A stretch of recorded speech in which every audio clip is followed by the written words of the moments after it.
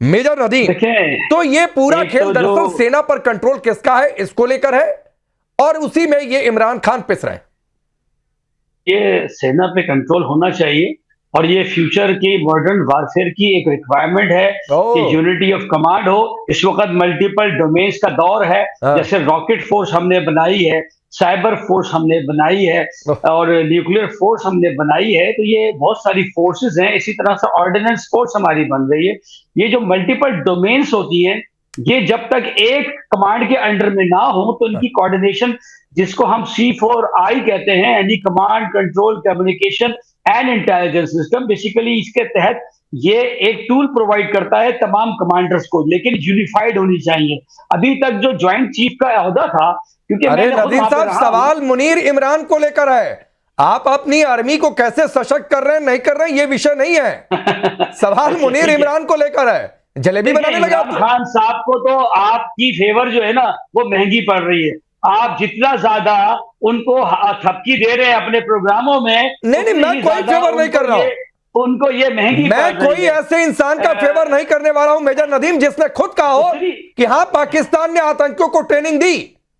देखिए, ये तो आप लोग ऐसे, ये खुद इमरान खान ने ये बात कही थी। आज जो जिसको फांसी की सजा हो गई वो आज कहां बैठी हुई है, हसीना वाजिद आपके मुल्क से। तो आपका तो मुल्क इस तरह के लोगों को सपोर्ट देता है, असाइलम देता है, जो पूरी दुनिया के अंदर लोगों का कत्लेआम करते हैं। अच्छा, फिर मैं कह रहा हूं, मैं पूछ रहा हूं मुनीर इमरान पर। अच्छा, अभी डर लग रहा है मेजर नदीम आपको बोलने में कि कहीं मुनीर के खिलाफ बोल दिए तो क्या होगा, कहीं असीम मलिक के खिलाफ बोल दिए तो क्या होगा, आगे कुआं पीछे खाई। उनका नोटिफिकेशन हो चुका है, जैसे कहां है, आप ही दिखा दीजिए। आपको थोड़ी देर में पता चल जाएगा वो। अरे अभी बता दीजिए। और it was held because major Nadeem, आप तो बार-बार शो में आते रहते हैं, चलिए एक एक्सक्लूसिव खबर ही दे जाइए, दिखा दीजिए। ये देखिए नोटिफिकेशन जारी हो गया। Because of the absence of the prime minister, अभी वो आगे हैं अल्हम्दुलिल्लाह, तो things will be cleared soon. Absence था या जानबूझकर, कर्नल दिनेश का एब्सेंस था या जानबूझकर लंदन चले गए थे शहबाज शरीफ? आपने इमरान खान की डेथ का शोषण छोड़ा और अभी बताया कि नौरीन बाजी। देखिए नदीम चुप हो जाओ भैया, अभी नदीम चुप हो जाओ। देखिए राकेश, 26th अमेंडमेंट और 27th अमेंडमेंट करने के बाद कॉन्स्टिट्यूशनल जो है एक कोर्ट बनाने के बाद पूरी की पूरी जो न्यूक्लियर फोर्स है वो पूरी स्ट्रेटेजिक फोर्स को अपने अंडर करने के बाद तब जाके अकल आई नवाज शरीफ को, जरदारी को और शहबाज साहब को, और इन्होंने डिसाइड किया, इन्होंने कहा, नवाज शरीफ ने कहा कि गलती से भी इस मुल्ला आसिम मुनीर को ये सारी पावर मत देना। तो वो बहरेन गए, वहां से उन्हें तबीयत खराब हो गई उनकी और सीधे पहुंच गए लंदन। 29 तारीख को चीफ ऑफ आर्मी स्टाफ का जो पद ये फील्ड मार्शल लेके घूम रहा था वो हो गया खत्म। आज की तारीख में हकीकत यह है, he is on no post, he is not any post. वो चीफ ऑफ डिफेंस फोर्स बनने के लिए जिस नोटिफिकेशन को जाना था वो 29 तारीख की डेडलाइन थी। Legally he will not be CDF now. तो अभी इसलिए शहबाज शरीफ रात को वापस आ गया। अब प्रॉब्लम ये आ रही है इनको कि जहां तक इनके अब वो चीफ ऑफ ISPR हैं असीम मलिक, उसको ये लोग बनाना चाह रहे हैं चीफ, दे दिया उसको गाजर, वो चूरन दिया उसको गाजर कि तेरे को बनाएंगे चीफ ऑफ आर्मी। अच्छा, ये एक बात है कर्नल दिनेश ने, मैं कह रहा हूं मैं टेक्निकली एक चीज समझना चाहता हूं। अगर मान लीजिए 29 तारीख को ये नोटिफिकेशन आना था, नहीं आया, इसका मतलब आसिम मुनीर रिटायर हो गए, ठीक? तो रिटायर होने के बाद भी क्या मान लीजिए कल को कोई दबाव आया, फिर क्या बना दिया, फिर आफ्टर रिटायरमेंट फिर ले लिया गया? पता है कि DG ISI तो रिटायर में, अरे अब राकेश नदीम एक मिनट, नदीम बोलना, ISI के यहां पे बोल लेना, भी चुप हो जा नदीम, 2 मिनट सुन लो। राकेश बनाने को इसको आप प्रेसिडेंट ऑफ अमेरिका भी बना दो, डोनाल्ड ट्रंप को हटा के रातों रात पाकिस्तान में साइन करके, ऐसे ही झूठ मूठ कुछ नहीं बनेगा ये। इसके लिए प्रॉब्लम अब ये है कि ही is not on any post. और दूसरा, एयरफोर्स चीफ और नेवल चीफ सब खुंदक खा के बैठे हैं। इसने अपने आप को उनका कंट्रोल लेने की कोशिश की। अभी सेना के अंदर चाहे हमारी सेना हो चाहे उनकी सेना हो, कौन चाहेगा 30 साल की नौकरी करने के बाद उसका जो चीफ बनने का सपना है उसको कोई ऐरा गहरा एक मुल्ला आसिम मुनीर अपनी खुद की इच्छा के लिए, अपने खुद की इम्यूनिटी के लिए और खुद को मतलब आसिम मलिक की ख्वाहिश आसिम मुनीर पर भारी पड़ने वाली है। अब एडवोकेट जहांगीर आपके पास मैं आता हूं और सवाल इस बात को लेकर है, एक तो कंटेम्प्ट वाली बातचीत जो शुरुआत में हो गई थी जो पीटीआई के नेता कह रहे थे अली ताहिर, एक तो वो कंटेम्प्ट वाली बात, और अगर कंटेम्प्ट इतने सीरियस लेवल पर हो रहा है इसका मतलब कोई खेल तो चल रहा है।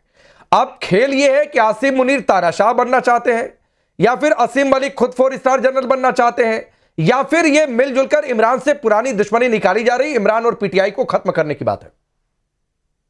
जी आप सब लोगों का धन्यवाद, राकेश आपका भी, कर्नल साहब का, आलिया शाह का और सबका जो यहाँ पे पैनलिस्ट बैठे हुए हैं। मैं इसको थोड़ा सा साइडलाइन करके कहूंगा कि देखें पीटीआई की टीम जो है, लीगल टीम, अली ताहिर मेरे अच्छे जो है सीनियर हैं, दोस्त हैं, वो उनको देख रहे हैं सारी चीज को।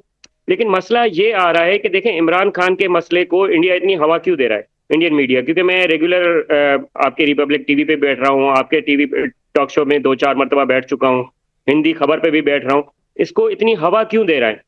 मैं इसको थोड़ा सा पर्सपेक्टिव को थोड़ा साइडलाइन करके इस वजह से हवा दे रहा है कि इंडिया में अंदर जो इंस्टेबिलिटी है बीजेपी के लिए वो बहुत खतरनाक हद तक बढ़ चुकी है।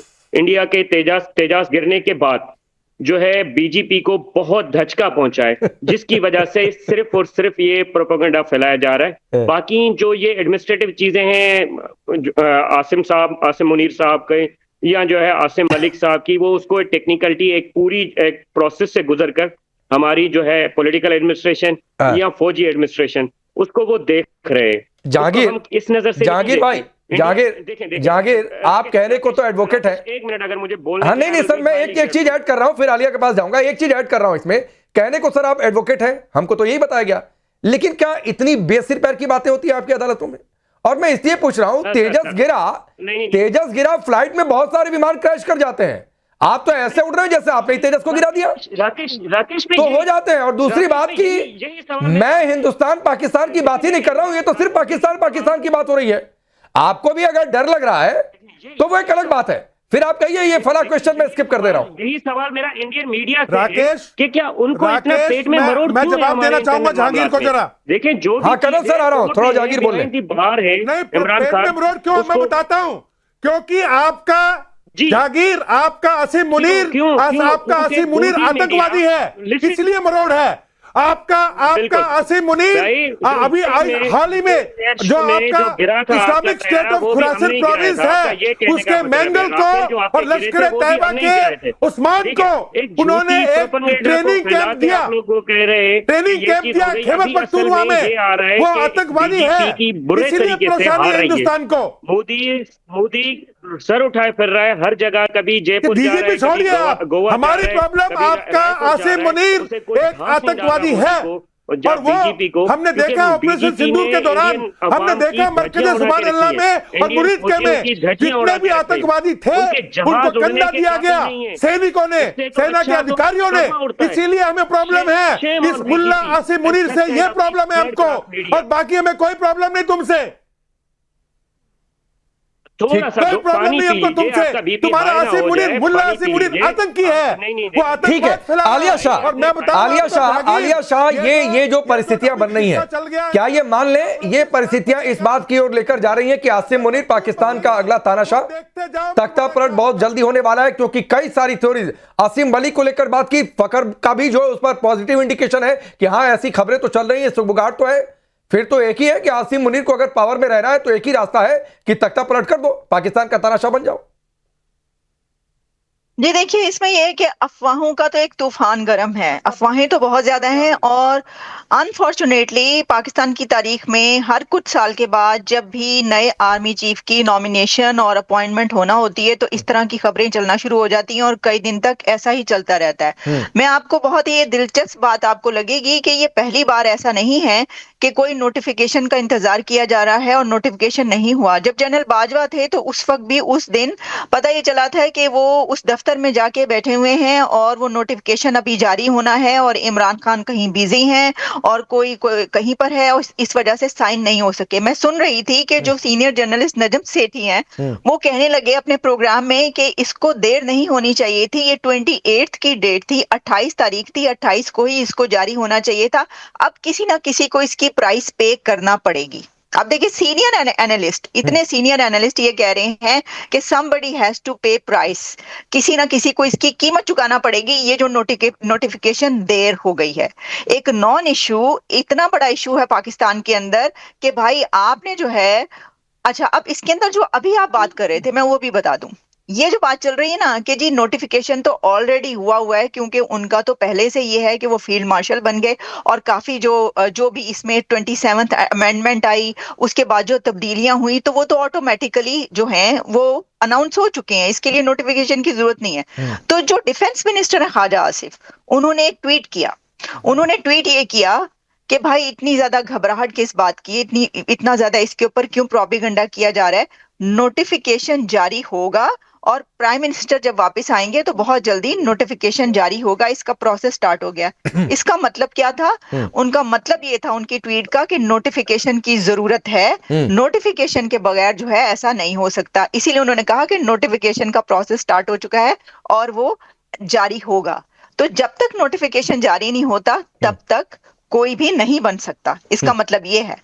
तो देखें ये एक वही बात है कि जो अभी बात की गई ना कि जी इमरान खान का जो प्रोग्राम जो है वो इंडिया में क्यों हो रहा है। देखिए इमरान खान इतना पॉपुलर लीडर है कि उसके जो नाम पे जो आर्टिकल्स लिखे जाते हैं, जो प्रोग्राम होते हैं, वो वॉशिंगटन पोस्ट से लेकर दी गार्डियन तक चलते हैं। नहीं और आलिया आप देखिए हिंदुस्तान में भी कुछ होगा तो पाकिस्तान में चर्चा होगी, ऐसा तो है नहीं कि चर्चा नहीं होगी।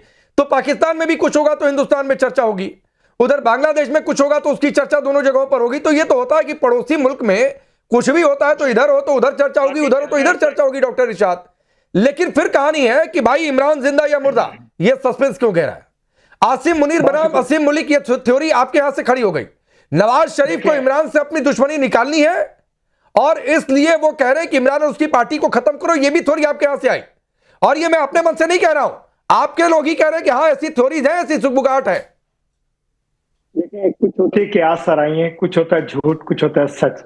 मैंने तो आपको चैलेंज किया कि ब्रेकिंग न्यूज चलाइए, जो मैंने बात अरे दिखाएंगे तब तो चलाएंगे। हिंदुस्तान में बिना प्रूफ के, बिना वैलिड सोर्स के खबरें नहीं चला करती हैं। अब आपको मैं वैलिड सोर्स तो कह नहीं सकता हूं। आपको मैं दोबारा एक बात रिपीट करता हूं कि क्या सराइयां निकलती, झूठ निकलता है हिंदुस्तान से। पहले इमरान खान का शोषण करवा दिया आपने एक मेजर से कि जो उनके साथ बलात्कार कर दिया।